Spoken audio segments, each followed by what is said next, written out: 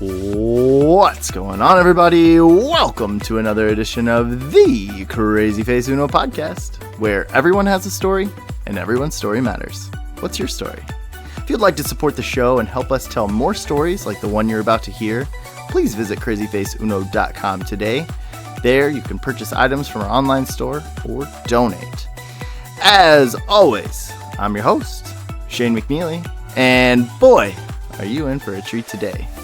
It is my honor and privilege to introduce our guest today, Lytian Andrade.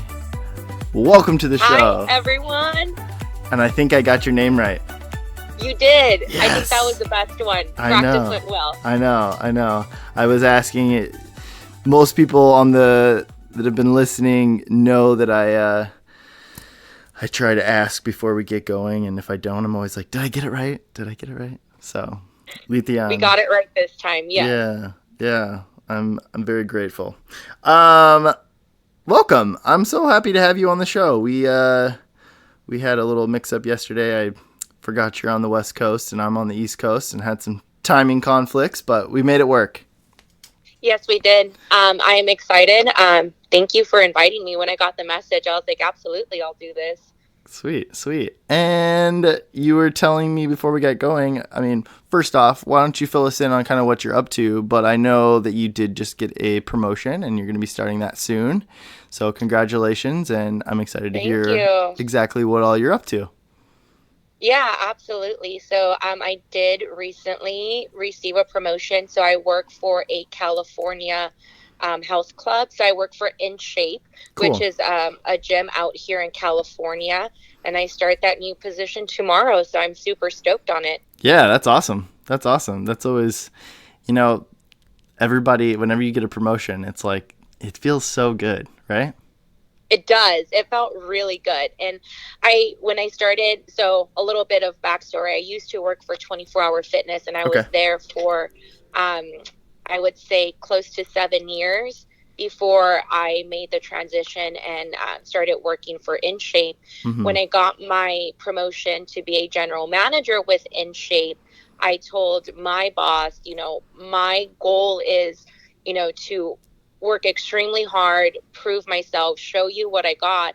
I want to get to a point where I'm being asked, hey, there's an open position, you're applying, right? Yeah. I don't want it to be, I want to get to a point where people know that I'm going to follow through on where I put my name and what I do. And I finally was able to get to that point. So it felt, it feels good to be able to take on this new role. So I'm super excited. Absolutely. That's awesome. Congratulations. And, Thank you. Like you set out for this goal and you had this thing in mind, and it's like validation. It's coming to fruition. What all do you do for In Shape, the health club? So I'm a general manager. Cool. So I pretty much oversee a club. So I was for the last year and a half at one of our clubs here in Bakersfield, the River Lakes location, and I'll be now commuting for a little bit until I move out to Visalia. So it's a bigger location. Nice. As a general manager, I oversee the whole club. So the experience for our members and our team members, cleanliness, memberships, personal training, operational, you name it, everything that happens pretty much within a business I oversee, including the development of our team members. So it's a lot of, there you have your routine, sure, but you never know what's going to happen in your day. Right. So every day is something new and something different. And I absolutely love that I'm, as you know, a big people person. We both are. Yep. And so I absolutely love that I have the opportunity to work with people every single day. Yeah, absolutely. And I echo that. Yep. People person. And I love the routine, but I like to make it different every time, it's nice to have like an idea of what you're going into and what the day is kind of gonna look like, but knowing that it's like mixes things up, like things get mixed up a little bit every day is always nice. Yeah, you never know what you're gonna get. Like I walk in with a plan and I'm like, today, I have all of this that I'm going to do. Like, I'm so caught up. Like, I knocked everything out. So today is going to be a breeze. And then everything just completely takes a turn. And it's like, cool. Well, I guess I'm not doing any of that today. Yeah. That's, hey, it keeps you on your toes, right? Exactly. Did I see recently you guys did like a fundraiser or some sort of like a benefit for something or a fundraiser of some sort? Yes, you did. So every October we have what we call the I Can Fight Cancer campaign. And this started 5 years ago as an extremely small campaign to help support one of, I believe it was a team member. I may be wrong on that. But it started extremely small. And then just year after year, the company kind of expanded it and really took ownership over this. And I love the campaign. So what I love about In Shape specifically is that it is a people first company, both members and team members. And that just resonates with me because what is there a better reason to work for than for people, in my opinion. Absolutely. And so I absolutely love that, we really take this on every October, and our members and our team members wait all year long for October. It's like the best month of the year for us. And we fundraise in different ways. We do the main source of donations is what we call kettlebell donations. Sure. So we have paper kettlebells where, kind of like when you go to a grocery store, when you make a donation, you can write your name or a family member's name on there. Same concept. So it says, I fight for, and then you can write whatever reason you fight for, whether it's a cure, a family member, whatever your reason is for donating, you write that on there. So we run this throughout the entire company. We do donation boot camp classes or group fitness classes. So it's a whole initiative around the entire club and community. We sponsor a couple of the breast cancer, it's called Making Strides Against Breast Cancer. Sure. And they have different walks throughout California, and we're the main sponsor for about 2 or 3 of those walks. And so throughout the last 5 years, we have raised $500,000, which is amazing. And that money goes towards the American Cancer Society and the St. Jude's Children's Hospital. So the entire amount that is raised goes directly to those causes. Well, that is awesome. I really appreciate that. And I love that my family's been, hit by the cancer bug or whatever you want to say, I guess. My mom, my dad, my grandfather, and many other people in my family. And so, it's something that not many people don't know someone that has been affected by cancer. And so it's awesome to see, people like you and your community and your gym kind of come together and rally and put together, a campaign and something to fight against cancer. That's awesome. Yeah. And, I agree. And, I'm sorry to hear that it's hit your family so hard, and it does affect us all. I've, known people growing up that fought cancer, but it never really hit close to home until the last couple of years. I had an uncle and a couple of different family members. Luckily everyone survived. But even in the last year, my grandpa is coming up on his 1-year anniversary of being diagnosed. And luckily, his was very early, very early on. So we were very fortunate. But, it once it starts hitting closer to home, it kind of, it makes it more real for you. Yeah, it opens your eyes a little bit. Yeah. Yeah. So that's why, I like that we chose this cause, because it does help every single person in our community, and we've all been affected by it. So it's nice to see our community come together and really rally for it. Absolutely. That's so cool. That's awesome. I didn't mention it in the beginning, but Lytian, you and I, we both worked at Invisible Children, and yes, we did. That's kind of how we know each other and how we have been in connection with each other over the years, I suppose.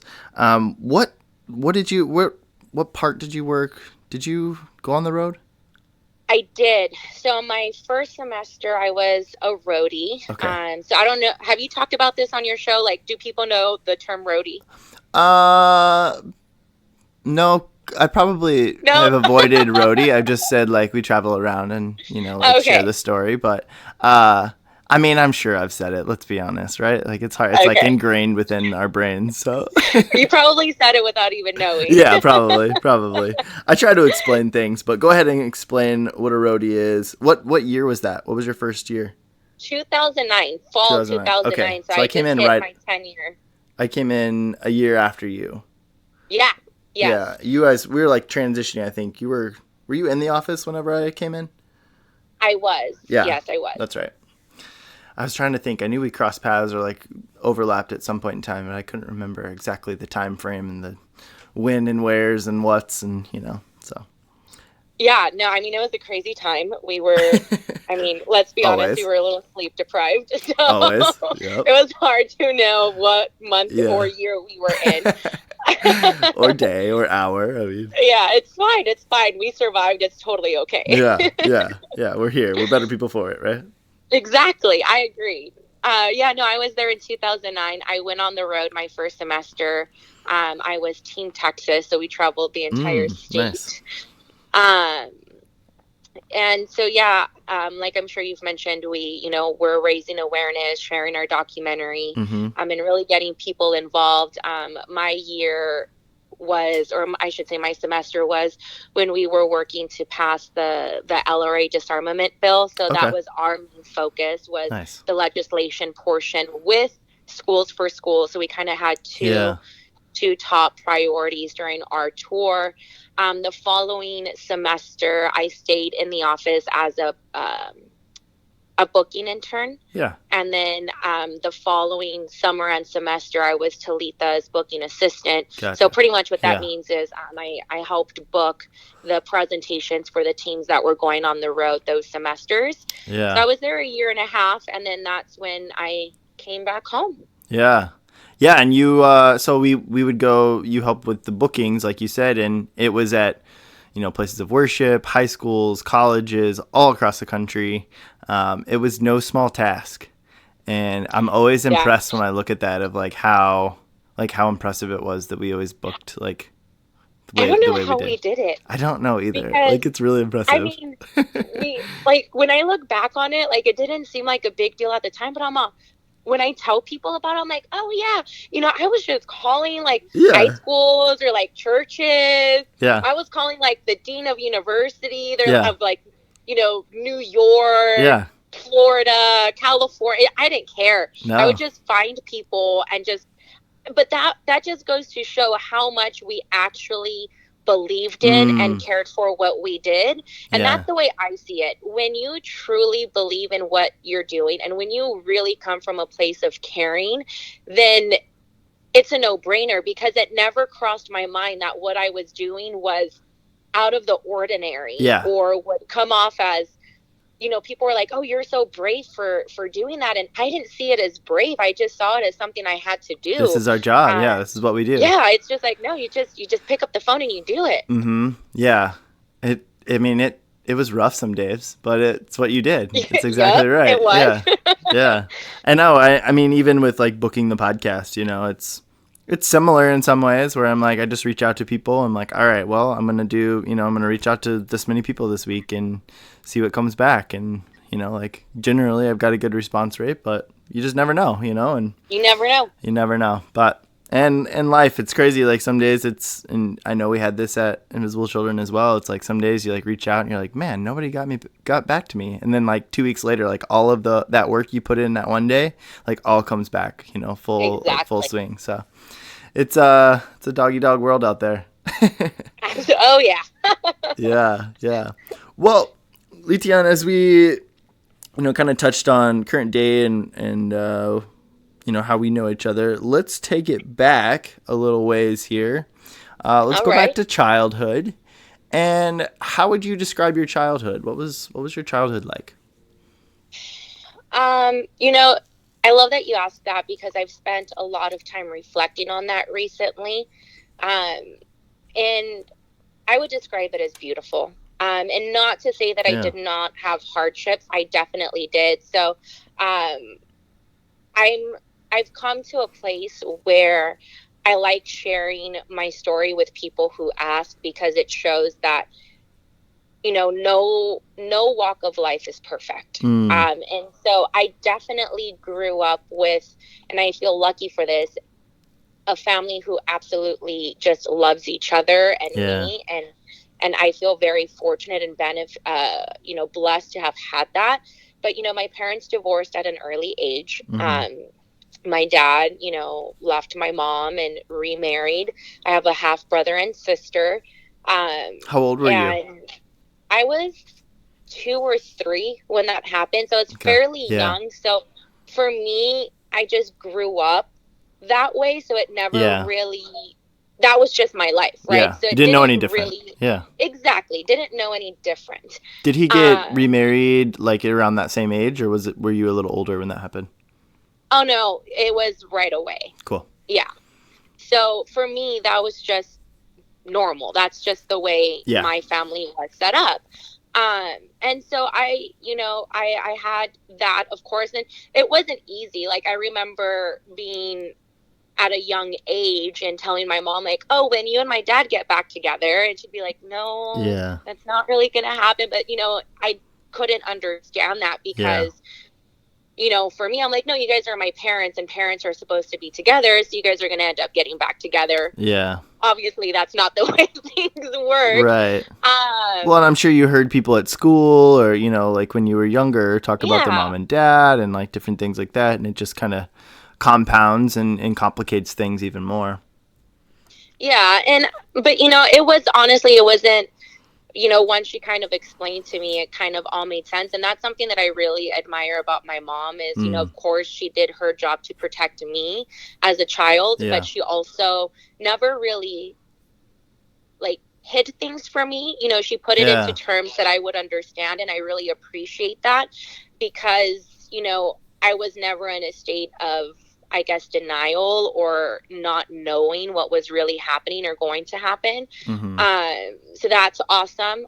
But, to be honest, my dad was a part of my life. He was in the picture. I grew up, going to birthday parties or holidays with that side of the family as well. But my mom really is the one who raised me. My dad was in the picture, but really my mom was my parent.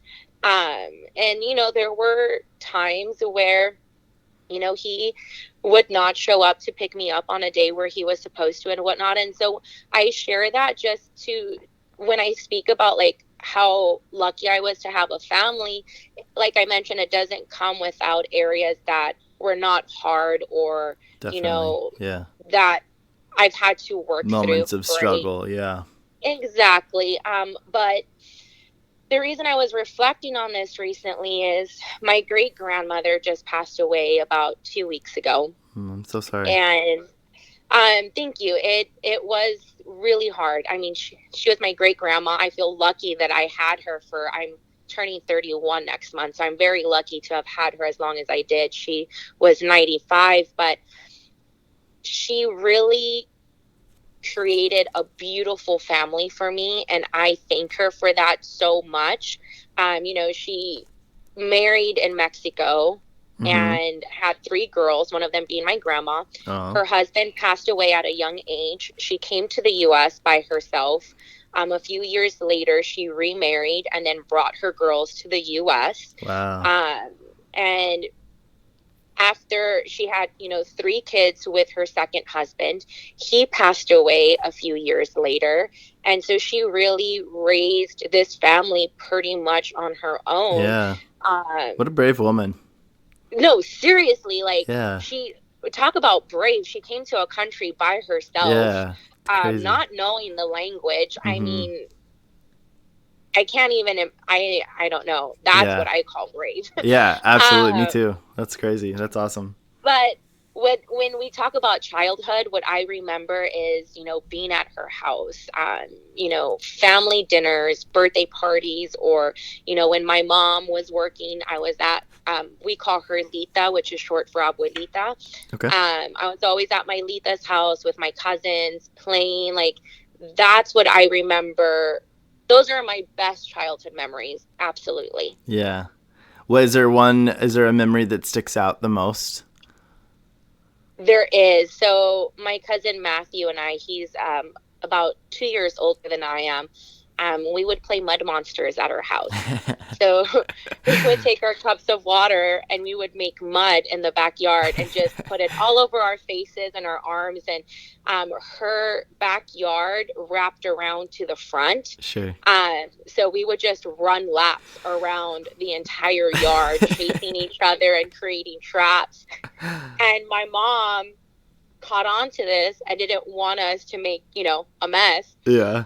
So she stopped giving when we would ask for water because we were so thirsty. She would say no because she didn't want us to make make mud. So my cousin Matthew and I started asking for apple juice. And we would make mud out of apple juice. So you had a sticky muddy mess on top of it. Yeah. And awesome. So she just ended up giving up and was like, you know what, they're going to make a mess. They're kids, whatever. Yeah. And so that was probably what I remember most. That and our last 4th of July there. I was 6 years old when she sold that house to move in with my aunt. Mm-hmm. And one of my uncles, my grandma's brother, I mean, he's like the life of the party, right? You think I'm loud and crazy. I'm like, no, I have no idea. So we had pretty much my great grandma adopted the other kids in the neighborhood. They would always come to her house and whatnot. They all grew up together. So for the 4th of July, they're all adults by this point. We had a huge little block party on the street. Mm-hmm. And everyone brought food and fireworks. We had so many fireworks, we couldn't burn through all the boxes. We pretty much had our own fireworks show. That's awesome. And that was maybe about a week before she moved out of that house. But we all remember the last 4th of July there, our last big family party. So luckily we have my uncle had VHS of all of this and was able to transfer it all to DVDs and whatnot. So we still have videos of that day, which is pretty cool. That's awesome. I love stories like that. I just love reflecting on past events. There's certain things that just spark these memories. My wife's family was in town recently and I was talking with her father and we were just talking and it's just funny, the little things that it could be just the smallest thing, like I don't know, a bread tie could spark a memory of something. Yeah. That, it's just so funny, and I love thinking back on family and memories and things that remind you of just good times, and or bad times that are now funny. Those are always good ones. Yes, but those are always for whatever reason those turn out to be some of the best times. Right? Yeah. I love that. Thank you so much for sharing those stories. That's great. Were you Were you raised bilingual? I was. So my dad was born in Mexico. Okay. He came to the U.S. I think maybe about a preteen. Okay. My mom was born here in L.A. Nice. But grew up in a Spanish household. Yeah. And so they both agreed that I was going to learn English once I got into preschool. Okay. So they raised me in a Spanish home so that I would have both languages, which I am so thankful for now. Yeah, absolutely. Because I can read, write, fully understand and comprehend Spanish as well. So That's it's so cool. Definitely helped me at work too. Yeah. I typically, so it helps a lot. That's so cool. I love that. This is another one, you don't know any different, but now you kind of mentioned it, you're very grateful, but work, are there other times that you recognize this or you think back and appreciate that and or notice the different ways that was a little bit different than maybe other people? As far as being bilingual? Yeah. That experience, just being raised in a Spanish home with, both languages going on. Did your parents speak mostly Spanish around you or was it back and forth? When I was first learning to speak, it was only Spanish. Yeah. Okay. So I did not start speaking English at home until I was about 3 or 4, which is when I started preschool. And so that's when my mom like started teaching me the alphabet in English and numbers in English and whatnot. But she would always say it in both English and Spanish so that I would recognize what they were in both languages. Yeah. Which is pretty awesome. But what I'm most thankful for on that end, and, you know, this goes back to my great grandma, is just having a good sense of that culture of what my grandparents grew up with. Yeah. And also, I mean, my grandma, my mom's mom, who grew up in Mexico till she was about maybe 15 years old, is when she came to the U.S., she speaks English fluently now.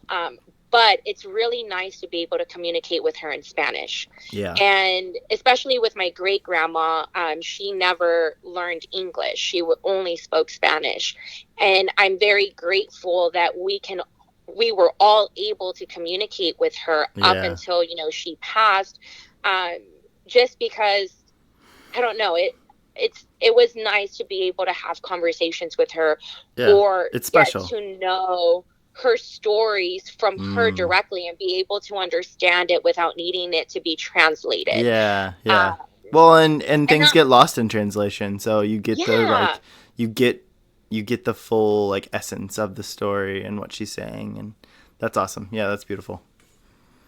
Yeah. What were some of your interests growing up? Were you interested in athletics and music, any like nature movies? I don't know, like do you had like things that you remember enjoying and taking part in? I actually grew up dancing. So I did ballet, tap, jazz. So my mom put me in ballet at 3 years old, and I did that all through high school up until I left for Invisible Children. Oh, wow. So after high school, I was teaching. So I would teach pretty much every day of the week. And then I left for Invisible Children. And when I came back home after my time there, I taught for about another, I want to say maybe 2 years. So it's been now maybe about 7 years since I taught, but I did, that was a big part of my life. So I did that growing up in high school. I did cheerleading. So I was all over the place. I was in, so this is funny. So I'm from a super small town in California, right? Yeah. So the next closest city is Bakersfield. Okay. So I'm about 45 minutes north of that is my hometown. Oh, okay. And, we had all of those like small town traditions. Yeah. So when I was in high school, we had like the Harvest Holidays, you know, pageant show or Cinco de Mayo Queen show. And I did all of those too, which is, I think it's great because I'm like, I come from a small town, you know, I'm the 2006 Harvest Queen. You're exactly. Yeah. Grew up in a small town as well in Indiana. And so like, I can appreciate the small town thing. There's something about, you know, there's plenty of cons, but there's a bunch of pros as well of like growing up in a small town. Absolutely. And I think it's like the pride within the city, you know, like there's pride within that. Like you even mentioning that, like I was this, I was that, like there's so much pride amongst that. And it like, it like fosters just good, I don't know, just a good character, good, you know, like just drive to like, to be better and to be at your best. I don't know. I agree. And I've coached, you know, I've been a wrestling coach. This will be my first year not coaching in the last like 6 years. And, but I see, you know, some of these bigger schools that I've coached at and, you know, there's just lack of, like pride within the extracurriculars and just within the school in general, you know, and I get it in some ways. It's like the negative of being in a big school is that, like, they're not necessarily being like, hey, so-and-so placed third at the North Knox Invitational this weekend. And, you know, like they are so-and-so, like, qualified for, you know, such and such and such and such or whatever, you know, the dance person, you know, won this pageant or whatever it was. Like, but those were the things that I got to experience. That was the beauty of Monday mornings. You know, you came in and your accolades got told to your peers and it was like, hey, look what I did this weekend. Like and everyone loved it. Everyone loved it. Yeah, it was always like, hey, nice job. Cool. You know, like it's funny that you mentioned that. So I'm at my mom's this morning, and the first thing she tells me is like that one of her students, she's a teacher, and one of the students from her school qualified for cross country regionals and was in Tennessee. And just won second place. That's so cool. And this is, she's in 4th grade, and it's like all of the teachers are in this group text getting pictures and talk, and it's just like, oh my God, like she did it. Someone from like our little town went out to regionals and got second place. It's such a big deal. It's such a big deal. My niece, sorry, she's not my niece, she's my cousin, just went to state cross country finals yesterday, and there was she got like, I think it was 300th place or something like that, but there was almost 1,000 runners, and we're like, oh my God, she did so good. Yeah, it's awesome. So it's those little things that you're right, they go a long way, and you're just so proud of it when someone from your little town does has a big accomplishment. Yeah, absolutely. Yeah, my wrestling coach's grandson, he qualified recently for the Pan American Games in wrestling, and he got gold in both of these, like the 15 and under, section or whatever. And he got gold in both, and they did classic, right? Like the police brought the bus in, or like brought him into the, nice. Like that kind of thing. And like it was like somebody made a video, and his grandpa was like, we're really proud of him. They did a whole write up. Like the school like gave him a little like going away thing as he was going to the tournament, and it's just those things that you're not going to get those at the big schools, and I don't know, it's just there's something about that's special, and it like fosters a great environment for those extracurriculars and for success, and I love it. I think it's great. It's something I've missed. Yeah, I agree. I think it's awesome, and congratulations to him. That's really cool. I know. Yeah. Shout out to what's his name? I just forgot his name. But anyway, we'll move on.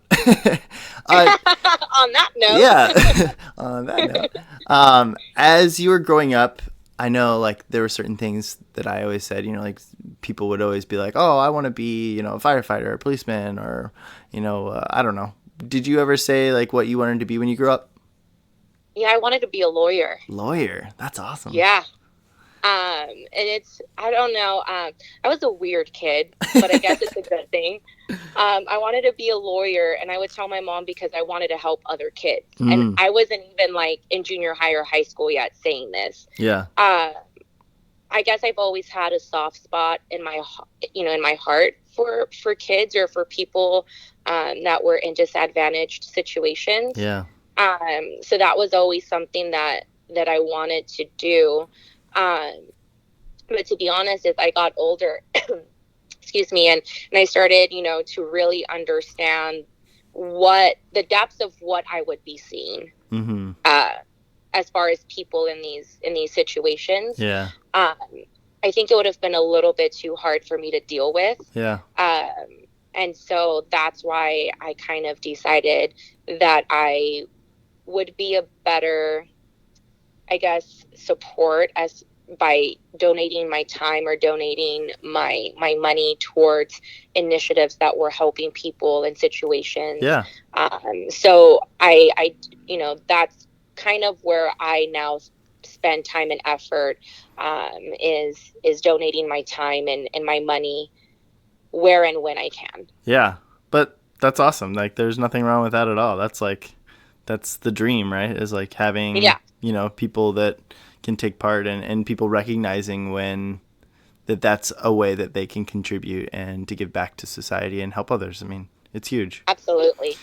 When you look to your like adolescent times, the teenage years, middle school, high school, I know obviously dance was something that was important to you, but what kind of student were you? Were you a good student, or did you have a lot of friends? Like what was that time period like for you?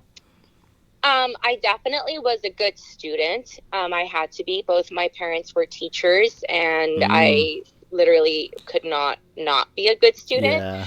Yeah.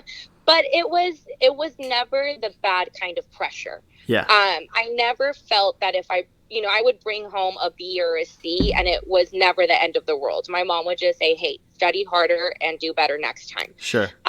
So it was not a bad environment, but there were definitely high expectations when it came to my academics.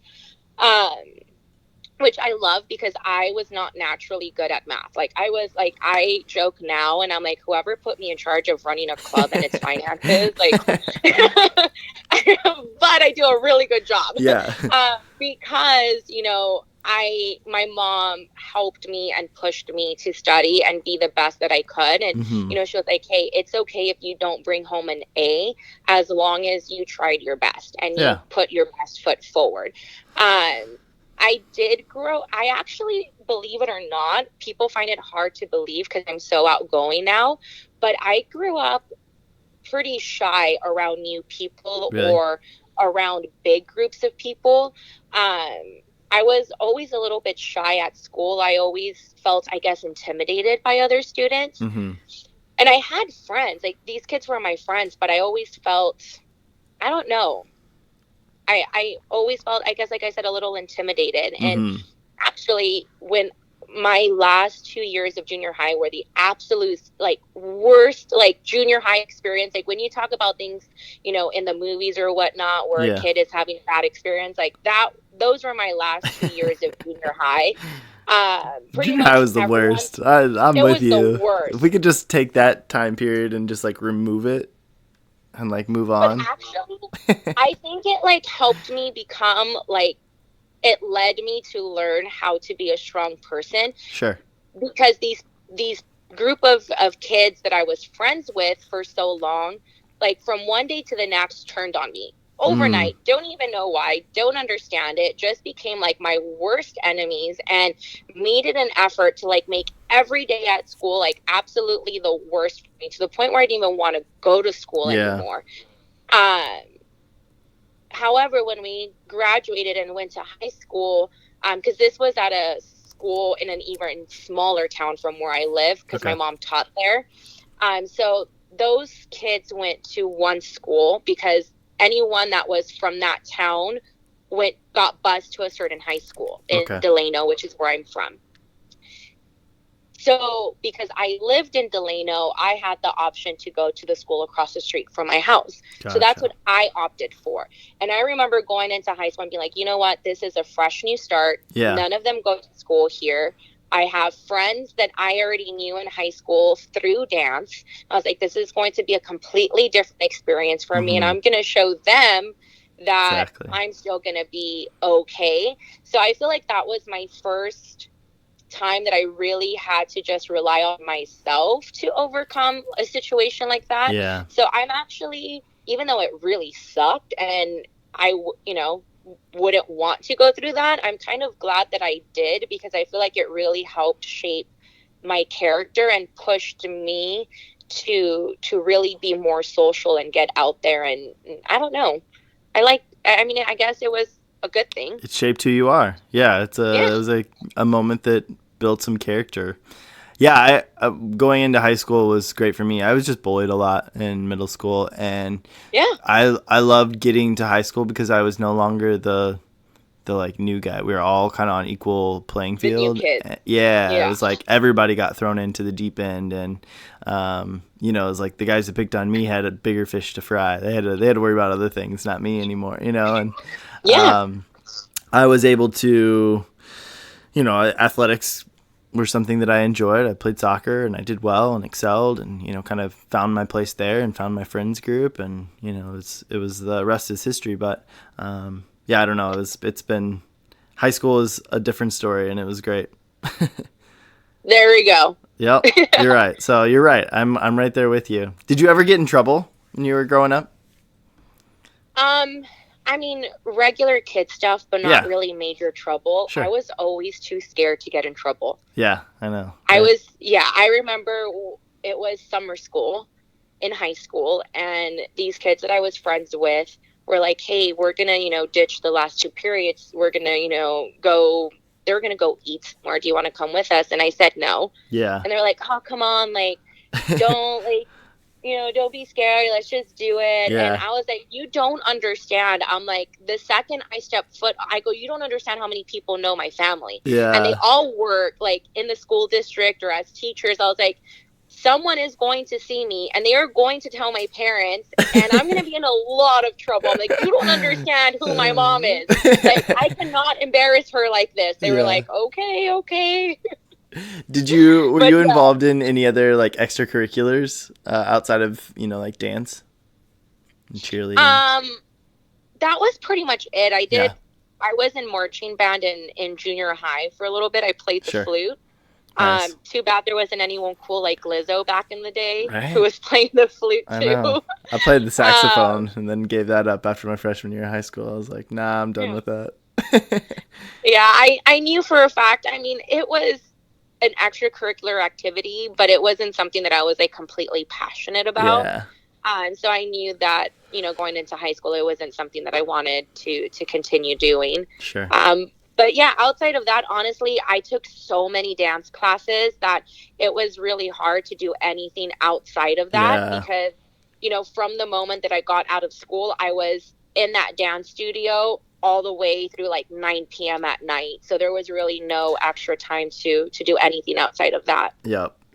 Yeah, that especially the dance world's like that for sure. It's just it's busy. It's a year round, never ending, huh? Never ends. Yeah. And I love that I did that though. A lot of like my friends that I still have in my life now, I met through dance. Yeah. And it, I feel like that really helped shape a lot of like my responsibilities as well, because I had the responsibility, you played sports, that, it's dance is still a team sport. When you have a choreography and there's one person missing, it throws everything off, and you can't do that to the people that are in your class, to your friends. Yeah. So it definitely helped me learn at a young age that when you decide to do something, you have to follow through with it.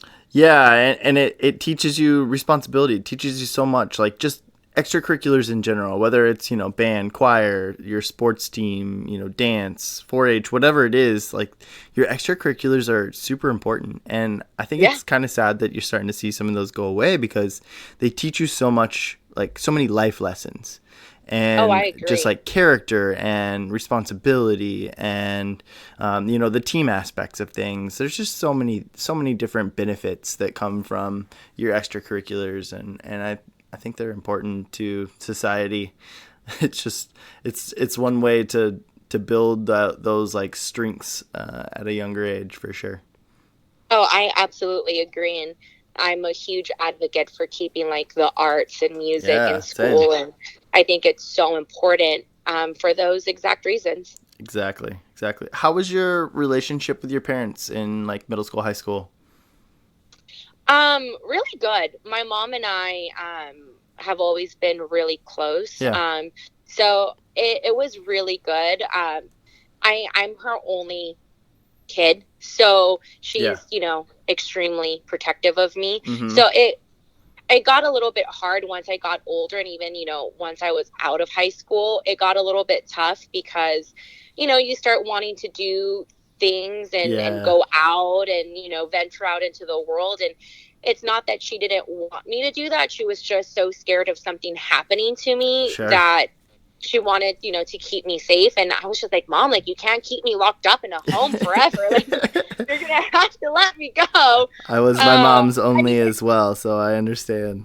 You get it. Yeah, I get it. They just love us so much. But it's funny because we like, it feels like this, you're pushing them away, but it's really not that. It's just you're trying to find your own way, exactly. And trying to find yourself, which is tough for anybody, regardless of whether you're an only child or, whatnot. Yeah, I agree. And I don't blame her for it. And I, I understand why she did those things. But, I had to sit down with her and be like, look, Mom, like exactly what you said. I'm not trying to push you away. Like, I'm not, doing anything bad. I'm just trying to, explore the world. You can, Yeah. you need to do it. And I always told her, I'm like, would you rather me do this now or, 20 years from now when I'm supposed to be settled down and Right. being responsible? Right. She was like, you're right. So we talked it out, Yeah, and, that's she didn't love it, but yeah. she, was okay with it. But being able to communicate with you and talk to you about that kind of thing, I'm sure was huge. I mean, communication is just so important in general. So that's awesome. Yeah. What was your like next step after high school? Did you go to college? I did for a little bit. So I went to Arkell State here in Bakersfield, and I did that for about a year.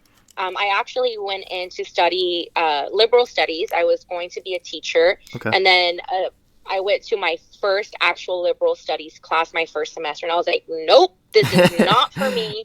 Like, I cannot do this. So I dropped out of the class to give space for someone who actually wanted to be in there. Yeah. So I just took some general education classes my first year, but that's when I heard about Invisible Children. They had the rescue that April, which the rescue is, it was... I'm trying to find the words best to explain how, because it was kind of crazy. I did a podcast. So your podcast, I'm planning to post this. So if you're listening, it's most likely Wednesday. Monday's podcast. So if you're listening Monday, Melanie, she was also talking about, she was a teacher. She was actually someone we put did a presentation that we went to, and I presented at her school, and so that's how I knew Melanie, which is kind of fun. But she talked about, she went to Chicago. She was with the rescue as well. So we did just talk about that Monday. But the rescue is, we were asking like for money and like influence, right? Like moguls and people to come and kind of give their voice or raise enough money to basically rescue the city or this town, and which was just kind of elevating the level of awareness for what we were trying to do at Invisible Children at the time. And then it ended up being where people would travel from that one location to the next city until all cities were rescued. I don't remember how many there were, but and it was there was a lot. It ended up ending in Chicago and in front of Oprah's studio, and Oprah was the final, the queen bee. She rescued us completely, and it was a amazing event. It was one that it like solidified my like feelings for Invisible Children. Like I had been a part of things with Invisible Children for the years prior, but it was the one that was just like, I love this. Like, this is awesome. Yeah. Like, I felt like such like being a part of something made a huge impact, and it just felt so positive and awesome and like influenced me in that direction. Yeah, absolutely. So I actually had just learned about Invisible Children just a couple of months before the rescue. Nice.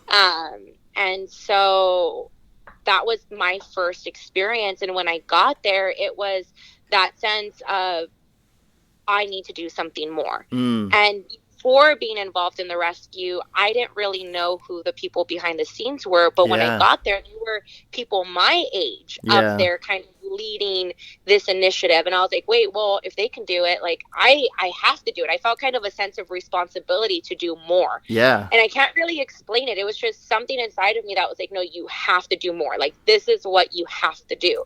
And so I applied to, that's when I applied to be a roadie. And that was really I went to, we had the DC lobby days where we went to lobby our, representatives to raise awareness and really speak out on this. And, that's when we started introducing the bills and whatnot. And I actually had my second interview there in DC before the lobby days started. And, from April through August, I was fundraising, and then come August, I went to Invisible Children. So, I went to I was in college for a year, went and worked at Invisible Children for a year and a half, came back to Bakersfield, started working for 24-Hour Fitness while I was in school. So I did go back to school for about another year. Yeah. But I started getting promoted at work and really seeing the gym as a career. And I was working full time, and it just seemed like I really the right thing to do for me was to, to stop going to school and really focus on my career. And I'm so happy that I did, because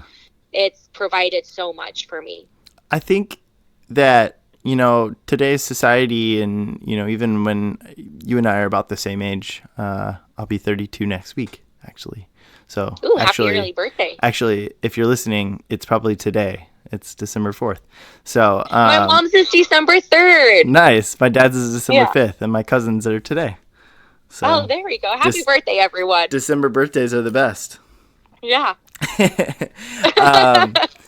But I feel like there's been this pressure to, go to college, and that's like the necessary next step, when in all reality, it's an option. It's I agree. It's not the be all end all, and especially with how expensive it is, and we look at our generation, especially people our age, are still fighting their student loans and dealing with that. My wife is, like, most of the people I know are still paying student loans, and it's tough, and it's a tough way to start life off. Is like, here you go, here's $60,000 to $100,000 in debt, and that's sometimes light. It's like, man, like, good luck, like, ta-da. Help you figure it out. Yeah, and with the hope that that's like you're guaranteed to get a job after that, but that's not the case. And I think we need to keep our options open. I love that you've experienced that firsthand, that you've gone into the world of working and finding your way, and I think that that's beautiful, and there's so many people I know that are in the same situation. I'm kind of jealous, to be honest, because I have all this debt that I don't really. Well, I went through a mid. I guess it's called a quarter. Quarter life crisis. I call it a midlife crisis. It just sounds better for me. Yeah. But when I got back from Invisible Children, I was 22. Sure. Yeah, I had just turned 22. So about, halfway through that, or right around that time, people were posting about their last semester in school and getting ready for graduation, and, Facebook, right? So all of these things are popping up on Facebook that is pretty much telling me you're not successful because, no one was saying that. It was all in my head. Right. But I didn't, because I was just re-enrolling in school, and I went from going to a state university to a junior college. So I was like, oh my God, what did I do? Like, I just wasted all this time. Like, I went through it. Like, I really was beating myself up over it. Mm-hmm. And so someone finally stopped me, and they were like, Lytian, do realize, in fact, I believe it was the owner of the dance studio. I grew up so close. She was like my second mom growing up, because I was at the studio pretty much my entire life. And she stopped me, and she was like, snap out of it. She was like, you had this beautiful experience that gave you, like, you came back such a different person in a good way. Yeah. And you had these experiences that other people are not going to have, and that's okay. Yeah. And that was kind of like my aha moment of like, you're right. Like, you and we experienced something that, not a lot of people are going to get to experience. And I have to stop and learn to be grateful for that, and be okay with not being in the same spot as other people, because it did, that doesn't mean that I'm a failure, and it doesn't mean that other people are not doing or won't get to where they need to be. And that's when I really learned to stop comparing my life to what other people were doing and their definition of success, because everyone is successful in their own ways, whether it's, starting a family or going to school or not going to school. Whatever it is that you're choosing to do with your life, that is your definition of success, is what I've learned. I needed to hear that. Thank you. You're welcome. I'm glad. Like, it's making me like tear up just like hearing you say that. Don't cry, because I'm gonna cry. No, I just, man, it's something that I'm aware of, but like I don't think of myself as successful, and I don't know why, like, I'm so grateful for all I have, and I have so much, and I have a my family, my wife and my dog, like, they're amazing, right? Like, like you said, this experience with Invisible Children, and I got to experience something that, man, I wish everybody could experience, because it's life changing. You know, it's so, I don't know. It's a great time of my life, and it's helped make me who I am today. And it's not that I don't regret it at all. I like envy it. You know, it's great. It's this like wonderful time of my life. But yeah, I don't know. I needed to hear that. You know, I appreciate you saying that, because I don't necessarily compare myself to other people, but I'm not where I want to be. And I think it's my own image of myself, you know, and I'm facing it on a few different fronts. You know, my wife is the breadwinner. I'm not making money right now. This venture is something, it's a risk that I'm taking, and it's something that I'm hopeful for, and I'm grateful to have this opportunity. And I have all the support from my family, from my wife, from, you know, my friends, and like, what else do I need? You know, like, why would I ever want to do anything different than what I'm doing right now? But yeah, I don't know. I have high expectations for myself, and I don't know. Sometimes I beat myself up, and I forget to live in the moment and to relish the times that I have. And that was just a reminder for me that I needed to hear. So thank you. I'm glad. And you know, and I can understand that. I get where you're coming from. So 2 years ago, so after Invisible Children, like I mentioned, I was working for 24 Hour Fitness. Well, that took me back to San Diego, and I came back to Bakersfield 2 years ago. But when I did that and I started working for InShape, I was already a general manager for 24 Hour Fitness in San Diego. Well, just to get my foot in the door, I took a frontline position as a fitness advisor, who is pretty much in charge of, you know, enrolling new members, but it was nowhere near management, right? And it was really tough on me, because I went from being in management to now being, you know, pretty much 2 to 3 steps below that. And it was really hard. And yeah. Well, plus Invisible Children, you're given so much, like, you're empowered so much. Like, you're given opportunities that you'll never have anywhere else. And, you know, it's just, you go from that to where you're on top of the world, where you're like, I can do anything, you know? Yeah. And that's the environment that is fostered there. Like, what do you want to do? Go for it. What are you afraid of? Like, here you go. Here's the opportunity. Go for it. You know, pave your own path. And sounds like where you went to, you know, management, and then to like back to like square one, and it's disheartening sometimes. Yeah. And it is hard. And so it's okay to, you know, you mentioned you have high expectations of yourself, and so do I.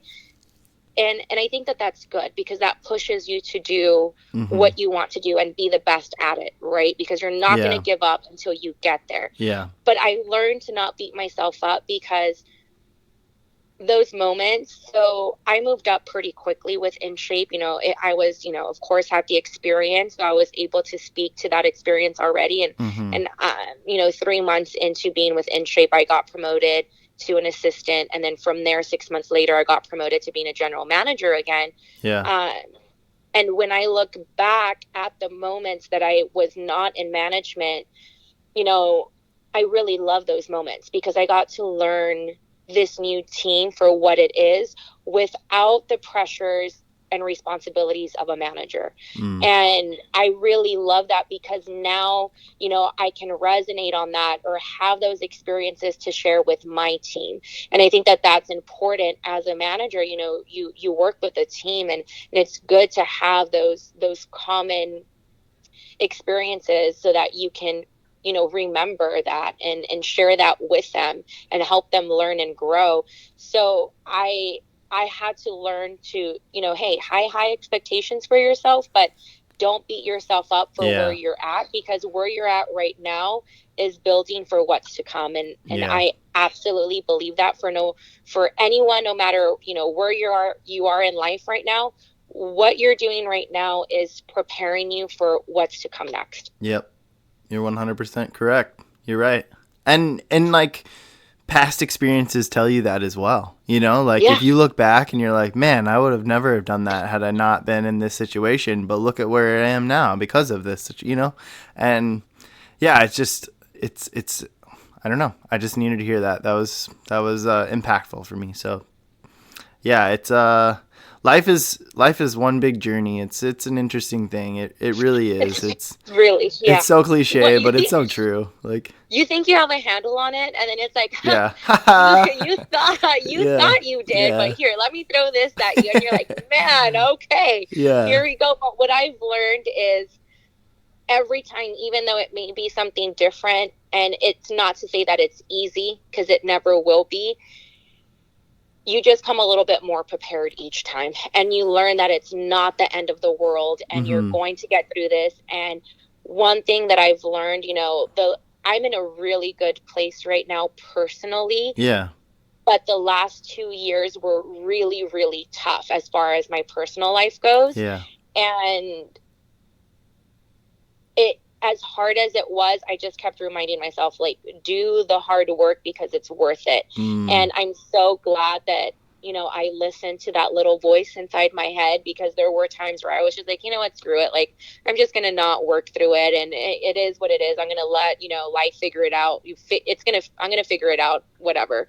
Yeah. And I'm really glad that I didn't suppress those like feelings of sadness or anger, but also that I didn't hold on to it, and I knew that they were teaching me something, because I'm in a much better place now where, you know, something might be thrown my way and I'm like, you know, it's not really detrimental. It might suck, but that's okay. It's not really going to affect me if I don't let it. So I'm really thankful for that, because I mean, I don't know. I feel like all those little things, are, you know, those curveballs really help you the next time around. For sure. What motivates you? What are the things that like keeps you going, that creates that drive for you? Well, there's a couple of things. The first one is I'm extremely competitive. So likewise. I like to win. Yes. I like to win. And, but I like to win as a team. And that's the amazing thing about being a manager or being on the management team, is when I win, it's because the team won. And I didn't do it alone, and I love that. And so what drives me is, number one, I want to be the best. I want to be number one. Like, that's just the competitive side of me. And the second thing that drives me at work is my team. And I want to be the best for them, because, you know, they work hard and they, you know, have their own aspirations, and I want to do what I can to get them there. You know, through development, through whatever it is they may need. I want to give them, you know, they deserve to win too. Yeah. And they can't win if I don't win. And so that's what really drives me. And, you know, my members, I absolutely love them, and I want to give them a good, happy experience every time they come into the gym. The one thing that I love about the gym is that it's a place where people come to feel better, whether it's confidence or releasing stress, or, you know, you're going through a hard, sad time in your life. The gym is somewhere where you can come and be greeted by someone who truly cares about you, and then release whatever it is you're feeling during your workout. And that's what has kept me in the gym, because I didn't see this as a career when I first started. I was just working part-time at the front desk, welcoming people in while I went to school, and it's turned into the best thing that I could have walked into unexpectedly. And so just the overall experience of what our people get is what really drives me outside of work. You know, I'm single, I'm unmarried, so I don't have a family that's driving me. really what's driving me is my own personal success. Yeah. I want to be successful for me. But I also, my mom has given me a lot. My grandma has, given me a lot. And so I want to start doing more for them. I want to get to a place where I'm like, hey, mom, pack your bags. We're going on vacation. You don't have to worry about it. Until I have a family of my own, I really want to be able to get to a place where I can do that. My grandma hasn't really had the opportunity to travel much. She did not grow up with she grew up with very little money. And so I want, to be able to give her those experiences of being able to go out there and see things that she always wanted to, but didn't think she'd have the opportunity to see. So now I'm going to get emotional. I love it. So that's what's really, and I'm the oldest out of all my cousins on my mom's side. And so we're all really close, and I want them to have a good role model of, whether you go to school or you don't go to school. I'm sitting in my car and someone washing his truck in front of me just stepped into the bucket. That's awesome. He jumped off of his truck and his foot went right into the water bucket. It was pretty funny. Straight out of a cartoon. But like I was saying, I want to be a good example for my cousins. Yeah. Whether you go to school or you don't, you can have the life that you want if you work really hard at it. Absolutely. On that note, what would you say you're most proud of today? Whew. I know, that's a tough one. That's a tough one. I would say my resilience. We've talked a lot about my family and how lucky I've been, but like I mentioned in the beginning, it doesn't come without hardships, and there have been a lot of things that could have that did knock me down and could have kept me down. So I would say I'm really proud of not giving up, because it would have been really easy to. Yeah. Good for you. That's awesome. Thank you. What would you say you're looking forward to most in the future? I know you kind of touched on this with, traveling and taking care of your mom and your family and your grandma and whatnot, but are there other things? Are there anything else? Like, what are some of the goals and ambitions that you have? Well, as far as goals, taking on this new location that I start at tomorrow, it's a bigger location than where I was. And so I know that it's going to come with more responsibility. There are going to be more eyes on me, right? To make sure that I drive this location to be successful, but I love that. I love having people watching because it drives me to be my best. So, goal-wise or career-wise, it's going to be to come into this new location and really do the best that I can and move my career forward, whether it means going to a different location or even moving into a different position outside of being a general manager. That's my goal there. But personally, I want to be a homeowner, and I've never wanted that until recently. And I'm like, oh my God, does this mean I'm finally growing up at like almost 31? Yeah, there you go. You're reaching that age, I guess. I guess so. I don't know where I want to live. Sure. I know it's in California. I've never lived out of California, and I don't see myself moving out of California. It's a great place. I absolutely love it here. But my next goal, what's really pushing me to be successful and keep that drive is that dream of, having my own home that I can call mine and make it my own. And that's what I'm looking forward to. Good for you. That's awesome. Do you ever think about your legacy? Like when you look back on your life, how do you want to be remembered? Or so one of the things that I admired most about my great grandma was just her love of life. Yeah. And even though she had her hardships, she never really let this world harden her. Mm. She always led with love.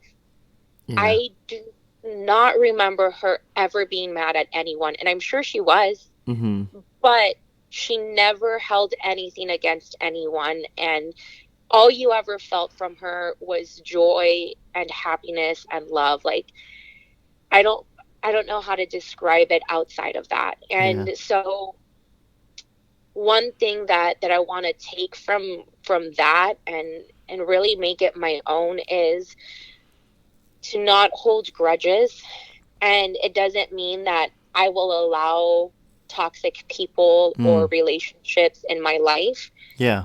But I don't want to have someone feel like I resent them or that I'm holding a grudge against them. Yeah. Because nobody likes that. Yeah. Right? I know I wouldn't like that. And I'm sure that, there are some people that feel the same about me. And that's okay. Yeah. So I really want to live a life of gratitude and just, I guess, grace and forgiveness, and not, like I said, hold anything against anyone or make anyone feel like I am holding something against them or that I've never really have forgiven them. Yeah. Because you can say you forgive someone, but your actions speak louder than words. And that's something that I've learned.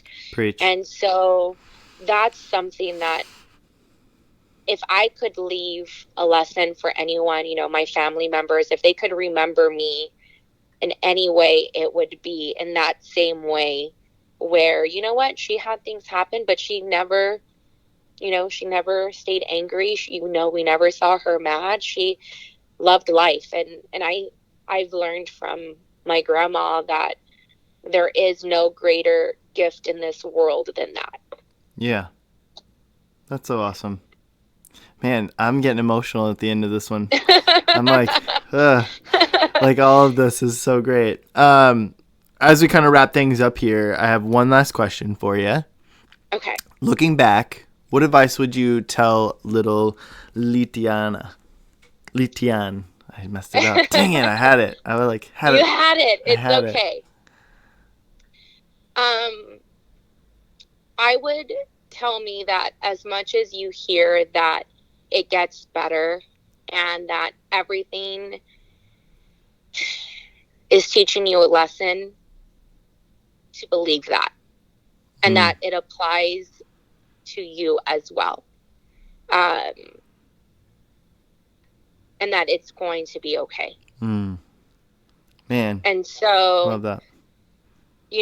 I think it's important to share not just the good, because most people can be like, oh, well, you've never really had anything in your life happen. But when I talk about that, like, at an extremely young age, I was taken advantage of by a cousin. And, when they say it's always someone that you're close to, it's 100% true. And so I had that happen. And when I got a little bit older, I was already back from Invisible Children, but I had a couple different people do the same. And it sucked because it was something where I knew it wasn't my fault, but because it happened more than once, you start questioning, like, well, what did I do to lead this to happening? Right? Because if it happens once, it sucks. But when it happens more than once, it's like, man, like, what, am I really also, like, how is it that I'm that vulnerable of a person that this has happened more than once? And, I'm a huge advocate for therapy. I was in therapy as a little girl. My mom, once I told her, she took me to talk to someone, which really helped. I'm so grateful for that. And I'm so grateful that she just didn't brush it under the rug or try to pretend that it didn't happen. Right. But in the last 2 years, I've been going to a therapist once a week. And I originally went because I was going through like the worst heartbreak ever. I was going through what I thought was the worst breakup of it was the worst breakup, right? Yeah. And that's why I started going to see her. But as time went on, all these other little things started popping up that I've never really worked through and that I was just suppressing, right? Like I thought I worked through it. I thought I was okay, but really I wasn't, because I never really went to seek that outlet or worked through it completely. And so I would just tell even Lytian 8 years ago, it's okay. You didn't do anything wrong. Yeah. Sometimes people just really suck, and it does get better. And so that's, I tell myself that whenever something happens, it's, hey, you've been through worse, and you're going to be okay. You are going to be okay. Yeah. Man, I'm really sorry that that's happened to you. That sucks. But I can tell that you are such a strong woman, and you should be proud of yourself. You're doing great things. Thank you. You're doing a great job. Keep it up. Thank you. Anything you want to leave us with as we go? Plug away. Plug your gym. Plug your social media. Plug whatever you want. Say whatever you want. Here's your time. This is your moment. This is my time, right? This is the moment. Well, first of all, thank you so much. Absolutely. When I got your message, I it meant a lot for you to reach out. So thank you. Of course. One thing that I would like to say, like you're having different people come on the show and share their stories, and myself included, but anyone and everyone can and should share their stories. We,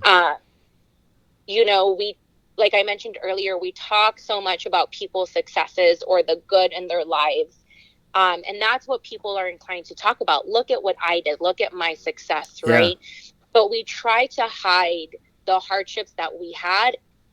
And most times it's because we're not even so much scared to admit them, or maybe we feel embarrassed to share them, or like people are going to think differently of us. But one thing that I've learned is that if people think different of you, it's only in a positive way. And because we share, one thing we learned at Invisible Children is that those moments of vulnerability help create connections, help create trust and respect. And I wholeheartedly believe that because I've seen it happen.